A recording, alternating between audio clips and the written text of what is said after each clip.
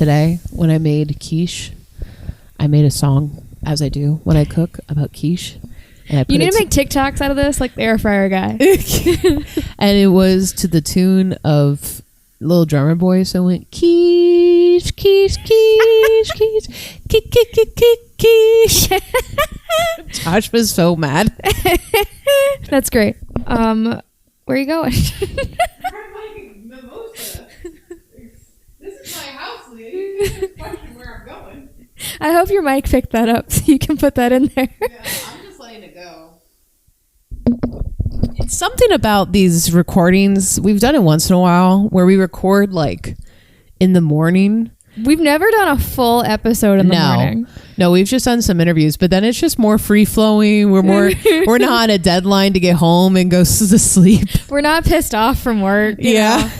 It's just a chill. Yeah, We got it's able to mimosas relax. this morning. You're hearing some stories already. The thing I was going to start this episode with was in the shower this morning, I was thinking about how, you know, when we were like 14 and we were all getting on MySpace and our parents were like, don't talk to strangers on the internet. Yeah. And now we spend a lot of our time talking to strangers on the internet. Some of the best friends I've made are strangers on the internet. I know. All of my hobbies involve talking to strangers on the internet. Think about the podcast family we've developed. I know. That's what I'm saying. Strangers on the internet. We spend a lot of time talking to strangers on the internet. We're talking at strangers on the internet right now. So hello, strangers from the internet. Doing what our parents said not to do. Yep. Hey, it's been successful so far. It's true. It's pretty fun. Welcome to 2022. Woo! I'm Leah. I'm Bethanne. And this is She Will Rock You. Where are they getting a dub in a CBS executive meeting? No. Bitch, don't touch my thermostat. The ghost be like, hold up, before I haunt you, let me turn down the thermostat. Who is this band? We're on page 1, guys. This is She Will Rock You. Wah. I don't think we have any... But she's a cute moose. Make other boy mooses go, wah. This is how this day is going to go. Well, I just want to let you know, I have a beer pint glass. I don't know how many, probably like 16 ounces. And it's filled with a mimosa. And Leah poured the champagne strong. It's mostly champagne. I've had a sip of two reasonable sized gulps. You also spilled quite a bit on your couch when you were getting up there. Where? It dripped right there. Oh, Rhodey will look it up later. He's an alcoholic. As I was saying, I don't think we have any official business announcements we need to make at this point in the show, other than welcome to the new year, new release day. We're trying this Wednesday release out. I don't know if you'll like it, but let us know if you have thoughts on what day of the week this comes out. I completely forgot we were releasing on all Wednesdays. I thought that was just a fluke. We decided. No, we said, let's test it out. That's true. We did. We did. It's coming to me. You know I have to like be refreshed about 3 or 4 times before it somewhat sticks in my brain. The plan right now is main episodes on Wednesdays, interviews on Mondays or Fridays, depending on like when the interview happens and how many we have in our backlog. I'm going to cut that as a snip. So I play it over and over again so I remind myself of the new schedule. Do that. Just make it your ringtone. Just when you call me, which is never. Never. Literally never. I don't call I'll people. set it for my mom. Then I'll hear it about 2 times a day. If you set it for your dad, you'll hear it every time we're recording because he tries to call during recording. Correct. Especially when it's an interview too. Yes. We'll just be sitting there and there's just like a FaceTime request coming through while we're on the interview. With my dad's picture of him like getting too close to the camera. Just picture the generic old man Facebook selfie. That's it. Just add a unibrow for the Italian aspect. Little Italian flair. That was all I had to say. Yeah. If you're listening to this, leave us a review, please. Thank you. Especially on Spotify now that it's an option. Yeah, Spotify, Apple Podcasts. Google doesn't have reviews as far as I know, but if you own a Spotify account, whether it's paid or not, you can leave us a review. Same with Apple Podcasts. Whether you use it or not, leave us a review. All right, let me get a gulp because it gets more fun. It does get more fun the more intoxicated we get. You can almost reach it. There you go. That ottoman was further than I thought. Okay. So it's only right that we start 2022 with an icon. And it can be argued that Aretha Franklin is one of the most well-known and respected. I knew where that was going. Artist of a lifetime. Did you know I was tempted to do a full pun-filled intro? I believe it. Anyway, this is going to be, like we say, for all of our major artists, a Taco Bell drive-through version of Aretha's story, meaning I can't talk about everything. But it's not like we're getting our normal menu items this round. We're going during happy hour. We're getting the potato griller and a freeze, and we're getting on the road. Okay? Because there is a lot to cover. Just to give you an insight, she did 39 albums through her career. My artist did 70. Oh, okay. That's fine. But so, but I feel your pain. Yeah. So we're not going to really touch on her albums too much, mainly because it's Aretha. You've heard the songs. You can Google it. Yeah. But we're going to cover the good moments, some of the sad moments, and ultimately why she's considered the Queen of Soul and just a fucking legend all around. I'm going to put a couple trigger warnings on this episode, mainly for some sexual assault, some really quite uncomfortable details surrounding that, as well as some mild talk about domestic violence. But other than that, let's just get into it. So Aretha Louise Franklin was born in Memphis, Tennessee on March 25th, 1942. That's the day after my birthday. Oh, it is. We're almost birthday buddies. Look at that. Well, you're definitely Aries together. My artist is an Aries. It's Aries time, it's guys. an argument. It's an argument. It's a group of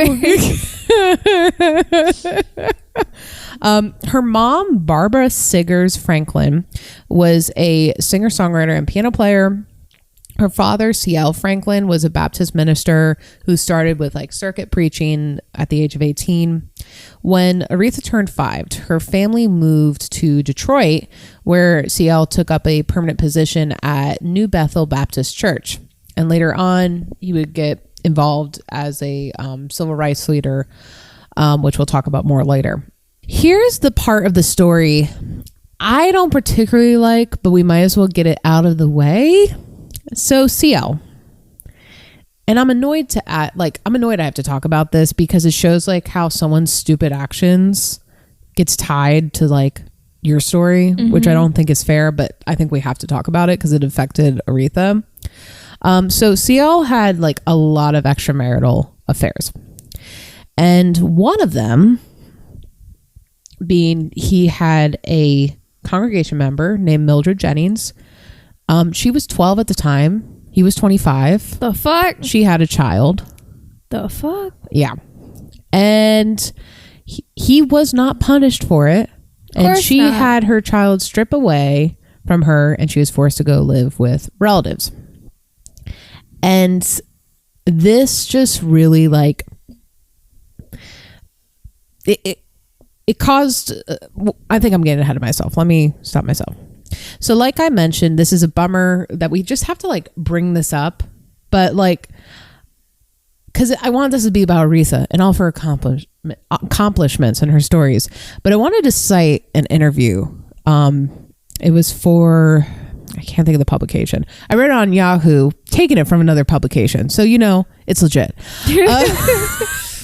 So Courtney B. Vance, he played CL in Lovecraft. And he cites first that CL definitely did some horrible things, but he brings a perspective because you hear that and you're just me, what the fuck? Everybody, what the fuck? Yeah. That's a collective understanding and a correct response. But he does bring some perspective that I don't think I would have really put in mind. And he said, quote, "The Black community was and still is very forgiving because the Black community was harmed so much and had to deal with so much, especially back in the 60s, 50s, and 40s, which those folks grew up in. So they know the mess that CL was, but they knew the mess they came from." So we'll see that perspective throughout the episode for sure. So after this long thread of affairs, this one happens, and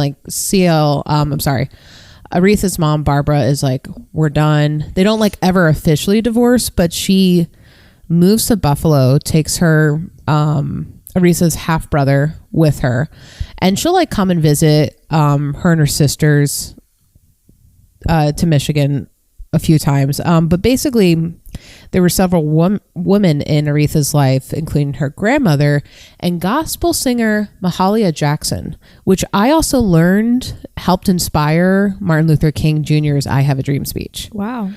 And Martin Luther King Jr. was also a family friend of the Franklins. So it's really cool history there. But they would take care of her. Mahalia would become a mentor onto Aretha. Time magazine, I think this was an article that came out in like 1970 time frame, 1967, but they basically claimed that like Barbara abandoned her family, but like that's just not true at all, and Aretha has disputed it. But they try to put her mom in a bad light, which I think is interesting. But anyway, when her mom moved to Buffalo, Aretha originally wanted to move there, but her dad said that just wouldn't be possible. And then sadly, her mom died of a heart attack at 35. Wow. And Aretha was only 10 years old. And like that just affected her whole life. I mean, I completely understand why. Yeah. Like she could never speak of it. But luckily she had like, you know, mother type figures in her life to help guide her. Anyway, so as far as for her siblings go, like I mentioned, she has her half brother Vaughn. She has Irma and Carolyn, who we'll talk about. And then she has another brother named Cecil. And like I said, we'll talk more about Irma and Carolyn in a bit. So it's easy to see, if you can't tell, how Aretha got involved in music. I mean, Mahalia Jackson is like taking care of you. Yeah. Her mom is a singer-songwriter and accomplished pianist. Her dad was also a gospel singer. She actually joined the church choir when she was a toddler. Dang, that's dedication. How do you put a robe on a toddler? I just want to know. She probably got to wear her cute little dress. Probably, but I also want a robe to be on a toddler, so it's like pooling at the bottom, like a long curtain. Mini robe. It's just pooling at the bottom. They just put her in an Accolade robe and said, "Here you go." Yeah, this will work. Growing up, Aretha learned how to play piano by ear. Her family, noting her musical talent, did the right thing and hired a piano teacher to teach her. But when the teacher arrived, she hid around the house. I also did this, but instead of it being a piano teacher at my house, it was a college student in a John Ratcliffe costume while I was at Disney World, and it was a Pocahontas breakfast. But we both recognize when it's time to hide. And if she didn't hide away, she actually wouldn't have developed what's known as her unique signature sound. Like, we'll talk more about it, but like she has been considered just a genius in songwriting, and she's all self-taught. It's pretty incredible. Her father would take her on his gospel caravan tours around to different churches.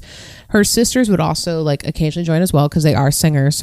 Her father, like I also kind of mentioned, well connected. So including Mahalia Jackson, Aretha had opportunities throughout her life to meet Sam Cooke, Clara Ward, Dinah Washington, Smokey Robinson. Martin Luther King Jr. was a close friend of the family. Right around the age of 7, she's singing already, she's playing piano already, and she's surrounded by all these famous people.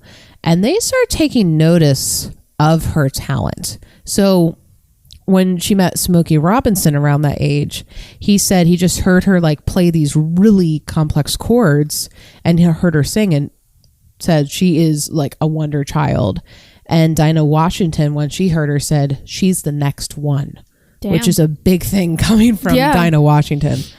Her family, like at that point, knew this girl's going to have a career in music, and her dad took it on himself to be the manager of her at age 12, and she signed with a local Detroit record company to start her career as a gospel singer and songwriter. However, at that same age, as she's starting her career in music, Aretha becomes pregnant and has a son named Clarence after her father. No, it's not that. I know, but it's not that. We'll talk about that in a second. But yeah, so like when her family found out, because like if you get, because that's like a preteen, not even a teenager mom, it's like a preteen mom. Yeah. I mean, so her family, like, they like didn't freak out necessarily at it being like this life-altering event. They instead like considered, hey, this happened and we're gonna move on. We're gonna make this work. And so they knew that even though she had a child early, she still had things to do. And after she gave birth, she went right back to school. And her sister Irma said regarding this time in life, quote, "It was understood that our babies would be welcomed into the world and cared for with limitless love. It was also understood that our future as women, our education, and our career would not be compromised by these early births." Good for them. Yeah. So her first album was in 1956 at age 14. It was called Songs of Faith. It was recorded in her family church, but only like a few singles would be released from it. And the album wouldn't actually see the light of day until like 1965 when Checker Records got a hold of it. And then at age 14, Aretha has another son, and his name was Edward Jr. So here's the interesting tidbit. Both of these sons had the same father, but that wasn't known until they found Aretha's handwritten will after her death. Oh. Because she didn't have an official will, but they found 3 handwritten wills. And up to this point... Hold on. She never had a lawyer that was like, hey, maybe you should write a will? Yeah, no. That's really bad she had management. 3 handwritten wills. And up to that point, it was assumed that the first child was of a classmate. I forget his name, but it was a different classmate named Edward Jordan who fathered both children.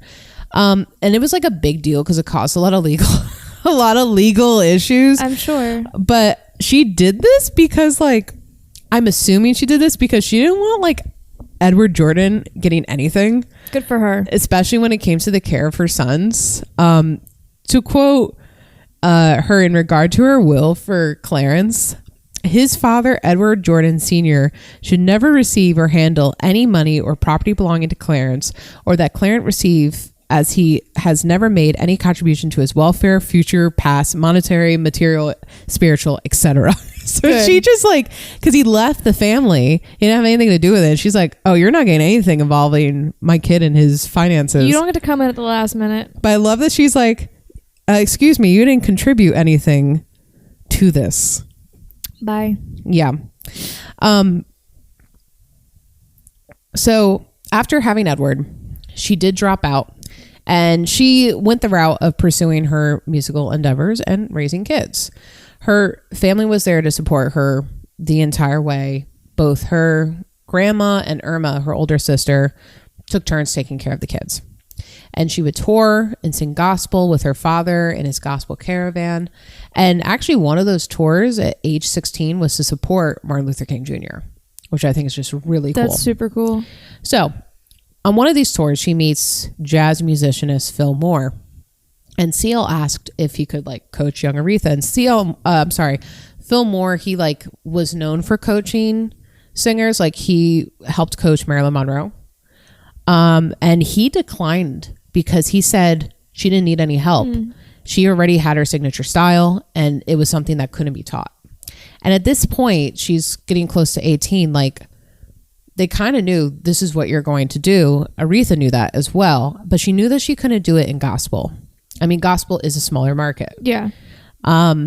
So she instead wanted to be like Sam Cooke and go into pop. So her father agreed to it, helped her move to New York to pursue it. After recording 2 demos, Columbia Record hears it and calls her in. The producer there at the time, John Hammond, called her an, quote, untutored genius and signed her like right away as something that's called a 5% artist, which I'm assuming you get 5% of the cut, for a 6-year contract in 1960. That sounds like a shitty deal, but okay. It does, right? You're a genius. Here's 5%. Yeah. Like it doesn't make sense to me. So her first single on Columbia was Today I Sing the Blues, which was released in September of 1960. It placed number 10 on the Hot Rhythm and Blues chart. Her first album was self-titled and released in 1961. Keep in mind, she's 18 years old at the time. The album starts picking up traction One magazine labeled her as the new star of female vocalists. One radio station went as far to do like a literal coronation and give her a crown and call her the Queen of Soul. It's precious. It's for 1960 whatever. That's a good idea. It's precious. Very precious. But also around this time of her first album, she meets 29-year-old Ted White. We don't like Ted. We don't like Ted. But, you know, she does. After a year later, they get married and he starts becoming the new manager. But we'll pick up that story in a bit. So after her first album, 1962, she puts out 2 more albums. Why not? The first one's called The Electrifying Aretha Franklin. And the second one's called The Tender, The Moving, The Swinging Aretha Franklin, which reminds me of like the double game drops for Pokemon, like Pokemon Red and Blue, Pokemon Sword and Shield. Do you want the Aretha Soul Edition or the Aretha Tender Edition? Each one has a different, Pokemon, so you have to think about that. A different Aretha character. But anyway, we're going to skip ahead here to 1966, which puts her at the end of her contract. So I'm assuming you're thinking, where's the song Respect? We're getting there. But 6 years and 8 albums later, she's playing just nightclubs and theater circuits, which is still like making money, but it's like not the success that I think she thought she'd have or Columbia was hoping for. And like at the end of her contract, she ended up owing them money, which is stupid. I think she got the stupidest contract ever by Columbia and they took advantage of her. But along this time, in November of 1966, Aretha moves over to Atlantic Records and works with a producer by the name of Jerry Wexler. And Jerry saw something that Columbia never did, besides talent and good business practices. He wanted to help Aretha tap into her gospel roots and bring forth a new energy to R&B and soul, which is exactly what happened, because in 1967, Aretha puts out the song Respect. So I didn't know this. The song Respect, I mean, I should have guessed because it's 1967. This song Respect was originally recorded by Otis Redding. I didn't know that. In 1965. I love this story of this song. So let's talk about Otis's version for a second, because you're really going to see the genius of Aretha here. In Otis's version, the first lyrics are, what you want, honey, you got it. What you need, baby, you got it. All I'm asking is you give me a little respect when I come home. Oh, okay. I was going to say, I can't imagine a man singing this song. Now it makes sense. Yeah. And all of the women collectively around the world went, They're lining up to buy their Fuck the Patriarchy keychains. Yes, exactly. So Aretha and her sisters, because her sisters helped her write some of her songs and did some backup vocals for her, they changed the lyrics slightly. You see, the Otis version, that exists. I don't really care for it, but it reinforces traditional gender roles, doesn't it? Yeah. So, I mean, it's man goes to work, man makes money, man wants respect / sex from women when home, and in return you get like a newfangled washing machine or something. But she flipped the script, and now it reads, from a woman's perspective, what you want, baby, I got it. What you need, do you know I got it? All I'm asking is for a little respect when you come home. That's how you fucking do it. That is. That's how you fucking do it. And then her and her sisters, because they weren't done there, they add in the quintessential, most quoted line, R-E-S-P-C-T. Don't you know what it means to me? R-E-S-P-C-T. And then sock it to me, sock it to me, sock it to me, sock it to me, sock it to me, sock it to me, sock it to me. I was literally listening to Aretha and I was getting pumped listening to this song. You can't not get pumped. You can't. That and her song Think. Man, I can listen to that all day. Okay. So after, because Otis is going to hear this. He hears it and he goes, that little girl took my song away from me. Oh, I'm so sorry.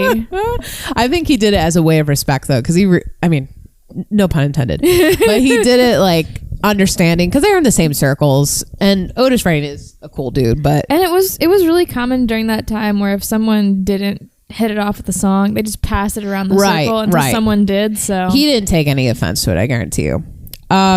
Rolling Stone noted about the song that, quote, respect was no longer a man's petition, a pathetic petition. Yes, I added that in for some spice. It was something of a threat. As you also likely know, this song became an anthem for women everywhere. But it also was an anthem for civil rights. And because the song was released in the summer of 1967, there was a lot of political unrest during the civil rights then. And Aretha mentioned like she didn't write the song from a politics perspective, but she was honored that it had become, quote, a battle cry for a nation. And I mean, it's just really cool because she was already like in the trenches, so to speak, with Martin Luther King Jr. in that community, and her music just gets picked up, but we'll talk more about that later.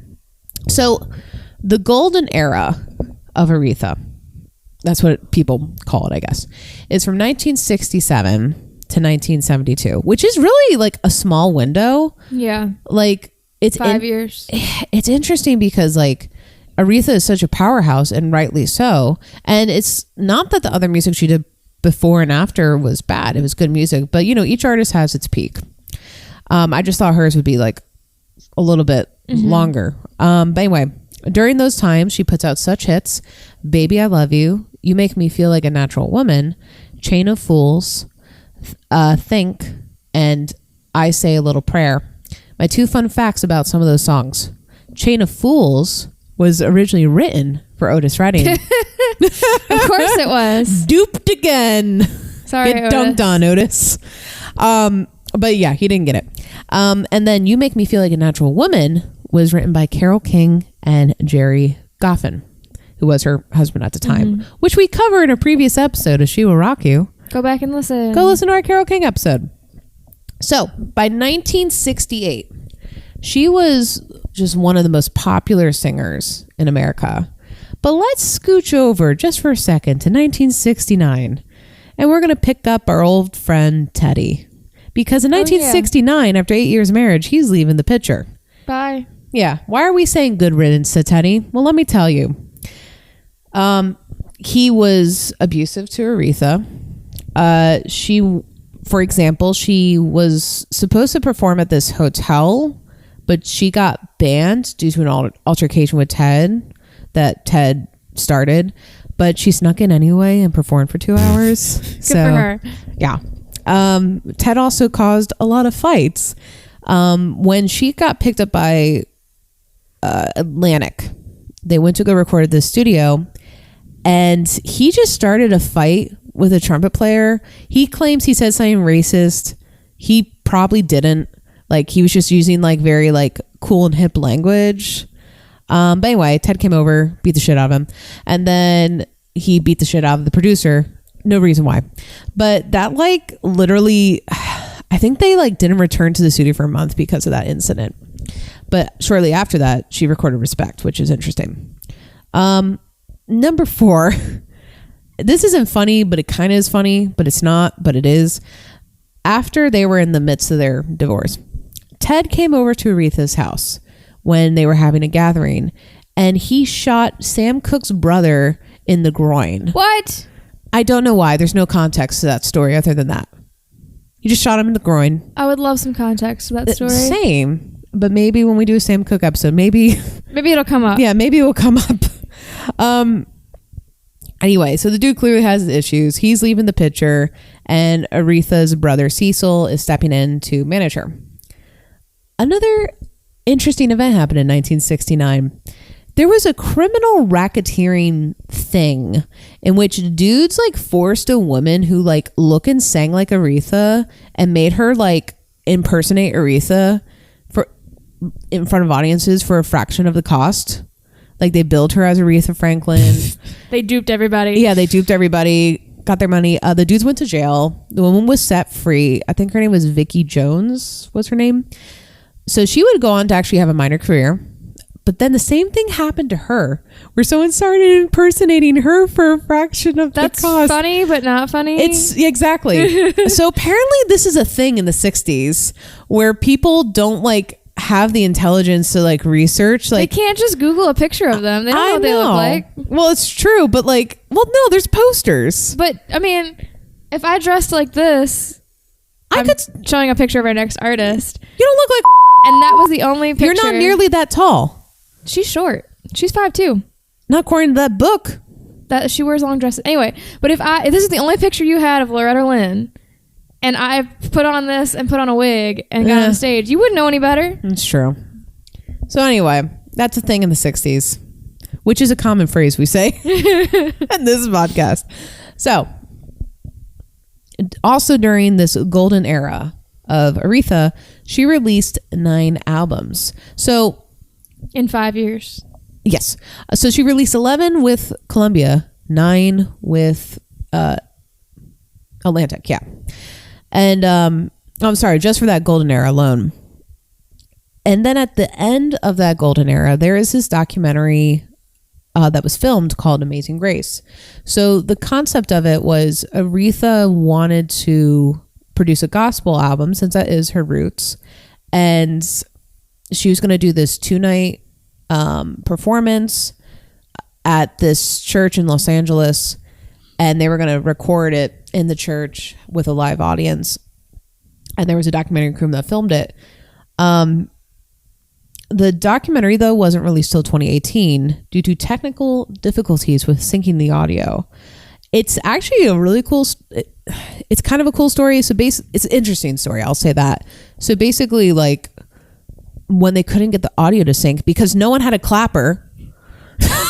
There was no select both. This is Aretha Franklin. We have been doing film up to this point for like what, 60 years, and no one thought to bring a clapper. So like they didn't clap the audio, so they couldn't sync it. That's embarrassing. And it sat in the Warner Brothers, vault for like. But it didn't get burned in the fire. It didn't get burned in someone. Dude. Actually, it's funny. It got rescued in 2007. That's funny. This dude bought it. We almost lost it because she did lose a lot of stuff in the 2008 fire. Yeah. This dude bought it from Warner Brothers. From Warner Brothers, and like Aretha like tried to stop it from getting released, which is kind of interesting. I think it's because like it wasn't her team doing it. Yeah, and she was afraid how she was going to be portrayed.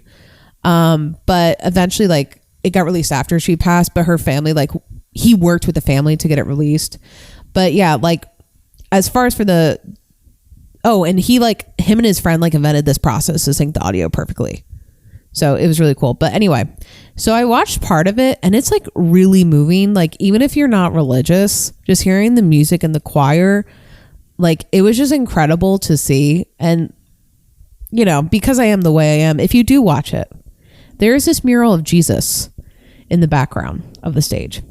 And Jesus in this mural is full of the Holy Spirit.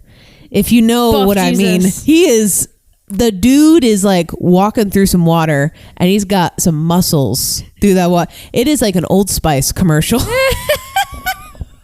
before its time. I will save my inappropriate comment for after recording. So anyway, after 1972. And one thing I forgot to mention, that album, Amazing Grace, one of the top selling gospel albums of all time. It sold 2 million copies alone. Like this show and want to make your own?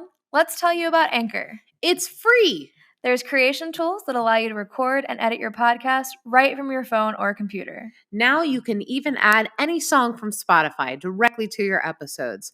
The possibilities are endless for what you can create, whether it's musical analysis, your own radio show, or something the world's never heard before. Anchor will even distribute your podcast for you so it can be heard on Spotify, Apple Podcast, and many more. You can make money from your podcast with no minimum listenership. It's everything you need to make a podcast all in one place. Download the free Anchor app or go to anchor.fm to get started. So after that golden era, her career does take a little bit of a dip. I mean, she's still putting out music. I'm sure she still has an audience. I guess she just didn't reach the level of success for a while. I mean, like we kind of mentioned, few reasons for this. Most likely had to do a lot with like changing culture, music around that time. Disco's coming in. Everyone's hating themselves because they're listening to disco, you know. So, but there's also 2 other events that happened in her life during the 70s. One of them definitely contributed to it. She is just in the 70s in these incredible like depressive ebbs and flows where she like, you know, Jerry Wexler is trying to get her to record. They have the band ready and he's like holding her hand, trying to convince her to go in because she's just she can't move because she can't do it anymore. But she would do it and then it would go like perfectly. She's also developing a fight with alcoholism, which is just really tough. And there was like a point where she like had to be hospitalized for a little bit because of it. And then in 1979, this is a little bit less unrelated, but CL was shot point blank in his Detroit home and he would remain in a coma for 5 years. Damn. And like he didn't make it. They had to like take him off life support because there was like no hope at that point. So in 1980, after releasing another 8 albums with Atlantic, mind you, she moved over to Arista Records and began this new renaissance. And it's kind of interesting because yes, it's a renaissance of music and albums, not really anything that I feel like has held over as respect, but I think in the 80s was, you know, charting and things like that. But it's also really significant in the concerts and appearances that she had. So this period with Arista is from 1980 to 2007. And she did the following. She put out 10 albums. She was the first woman to be inducted into the Rock and Roll Hall of Fame at that time. She performed at the Royal Albert Hall for Queen Elizabeth II. She made one of the best guest appearances of all time in the Blues Brothers. If you haven't seen the film, please go watch it. There's like a chock full of like musicians and famous actors, but her scene, she's like the wife of Matt Guitar Murphy, who's in the Blues Brothers band, and she performs Think in the restaurant, and like you just see the Blues Brothers, you see John Belushi and Dan Aykroyd just dancing to it on the tables and things like that. It's a great scene. She also performed for Pope Francis. There was one moment where she had to sub in for Luciano Pavarotti. I can't believe I'm gonna have to restate that. It's embarrassing as an Italian. Pavarotti, and got a standing ovation. Like he literally was sick and she was the call-in. Yeah, I'm really trying to picture a setting in which this audience comes to see Pavarotti and they end up seeing Luciano Pavarotti. Yeah, and she's like, she tore the house down. I love that. She collaborated with artists like Luther Vandross and Lauryn Hill. She performed at President Bill Clinton's inaugural ball. She was awarded the Presidential Medal of Freedom from the Big W himself. W. I mean, this is like incredible, like her career up to this point, everything that she's able to achieve. After leaving Arista, she put out a couple Christmas albums, performed at President Barack Obama's inaugural ball. I think she also performed at the actual inauguration, if I remember correctly. From 2008 to 2017, she would perform and do other artist renditions, including Adele's Rolling in the Deep. I need to listen to this. Yes. It's great. And then in 2017, she starts canceling some shows due to health issues, with November 7th being her last performance, was at the 25th anniversary gala for Elton John's AIDS Foundation. And then in August 16th, 2018, she sadly passed away at the age of 76 from pancreatic tumors. But I want to talk about just like why her life is so important, because there's no doubt that like Aretha, like through everything from losses and her upbringing, domestic violence, battles with depression and alcoholism, like she remained focused on producing some of the best songs that we have in the American repertoire today. And I mean, her singing voice has inspired like so many after her, like Christina Aguilera, Adele, Amy Winehouse, like all your main soul or soul-based singers look to Aretha. And here's some accolades I missed. Just a couple, just a few. But let's go ahead and mention them anyway. She received 18 Grammys and 44 nominations. She also received a Hollywood Walk of Fame star. She was previously ranked at the #1 spot of Rolling Stone's 100 Greatest Singers of All Time. Didn't she take the top spot again? I haven't seen that list. Okay, anyway. She has been inducted into not only the Rock and Roll Hall of Fame, but the Memphis Hall of Fame, the National Women's Hall of Fame, the UK Music Hall of Fame, the Gospel Music Hall of Fame. So any of the Hall of Fames, she's in it. And she has been awarded honorary doctorates from 12 universities, including Harvard, Yale, and Princeton. Damn. And including the Presidential Medal of Freedom, she also received the National Medal of Arts. And she has been portrayed in television and film. But like I said, why is she successful? Because I think Aretha is one of those artists that we've grown up with, and we've heard her music, and we know the power ballads they are. But why? Why does she hold this such monumental place in American history? So I started researching it, and I'm going to start with a quote from President Barack Obama, who sums this up pretty well. Quote, "Nobody embodies more fully the connection between the African-American spiritual, the blues, R&B, and rock and roll, the way that hardship and sorrow were transformed into something full of beauty, vitality, and hope. American history wells up when Aretha sings. That's why when she sits down at a piano and sings A Natural Woman, she can move me to tears. The same way that Ray Charles' version of America the Beautiful will always be, in my view, the most patriotic piece of music ever performed, because it captures the fullness of the American spirit experience, the view from the bottom as well as the top, the good and the bad, the possibility of synthesis, reconciliation, and transcendence." So like I mentioned, she's a child of a civil rights activist. Despite his faults, he was monumental in helping plan the Walk of Freedom and the March on Washington with Martin Luther King Jr. And stepping outside of her dad's shadow, she was a beacon musically to the Black people in America. And her singing helped not only empower and overcome the struggles that came with racial segregation and liberation.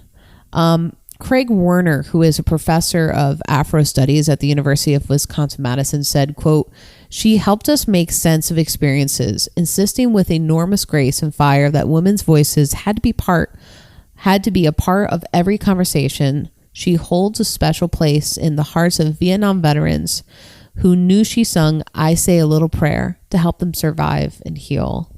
So Aretha was there championing on the civil rights, and she also was like, she championed like a lot of people's rights, not just civil rights, Indigenous American rights and things along those lines. But she was there as the beacon, so to speak, musically, at the nation's like hardest and darkest moment.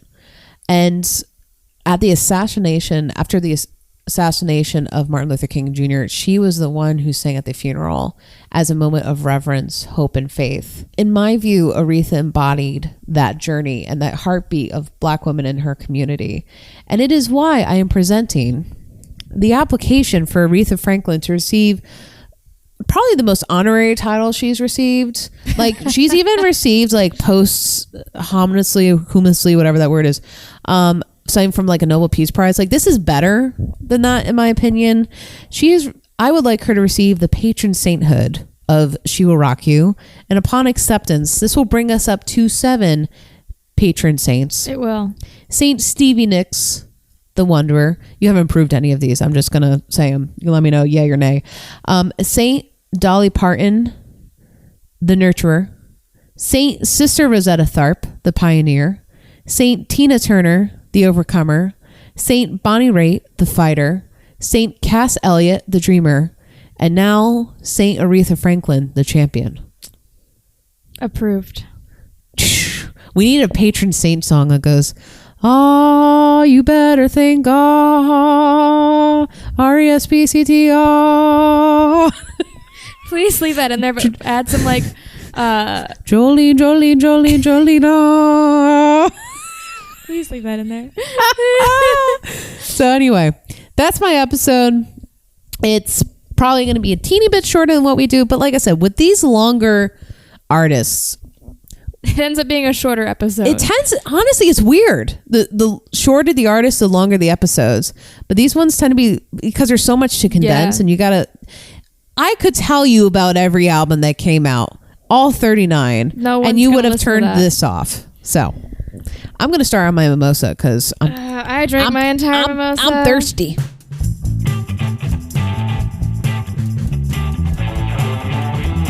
Thanks for listening. You can leave us a review on Apple Podcasts, Spotify, or Good Pods. A special thanks to Death of Fun for our intro riff. You can visit our website at shiwaraku.com, and there you'll find our socials, show notes, how to contact us, merch links, and very soon we will have a Patron Saint page up. Yes. And remember, don't do drugs. Don't do drugs.